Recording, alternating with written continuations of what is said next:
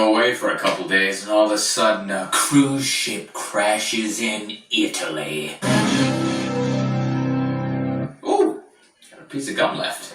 But 4,000 people, which is a lot more than that many fingers, were on the cruise ship when it ran aground in the northwest coast of Italy. And don't get me wrong, cruise ships seem like they're a really great time. Hey, you know what we should do? We should take this really big fucking ship out in the middle of the ocean and get everybody drunk on it.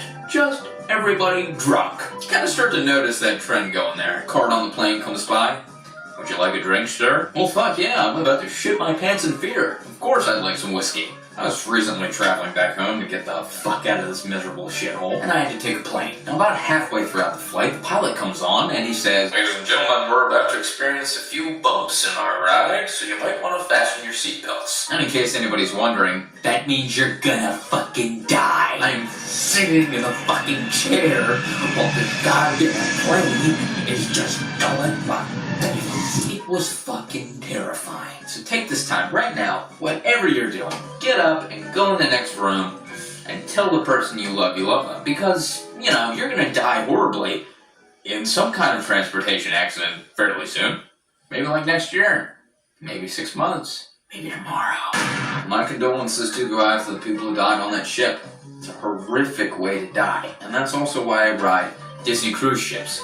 Fucking God knows, Mickey Mouse at the helm of a cruise ship is exactly what you need to steer your way out of disaster. And if you were on that cruise ship, or a plane for that matter, I know what the last fucking thing I would be thinking was. I'd be thinking about that smug little fuck who always goes, "Oh, you know, flying is the safest way to travel." Motherfucker, when I'm going 45 miles an hour down the road, my fucking car doesn't explode into jet fuel and plummet 85,000 feet into a fucking mountain. You know why flying is the safest way to travel? Because you ain't fucking around when you're 70,000 feet in the fucking air. You know, like you're driving in the car with your girlfriend and you're trying to scare her. Oh, look how fast I can make this turn. You know what everybody's doing at 70,000 feet in the air? I so do not want to die. Like, I really wish I could go back and be on the Titanic and just hang off the rudder and be like, "Hey guys, it's the biggest ship ever made. Safest thing in the ocean, huh? You betcha." Like, did the people who lived, did they go back to, like, the ticket sellers and ask for their money back? Yeah,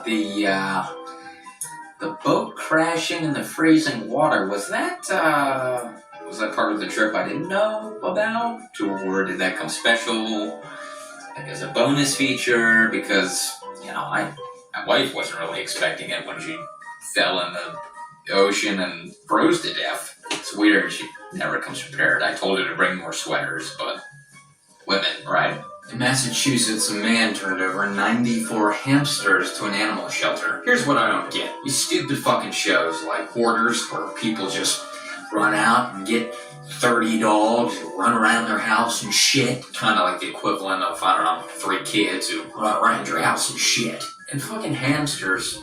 Like, hamsters? That's like me walking into my new home and going, "You know what I really need? Rats. A bunch of fucking rats." You've picked a more useless fucking animal on the planet. Well, it's kind of like a mouse, and it's kind of like a rat, and it doesn't do a fucking thing.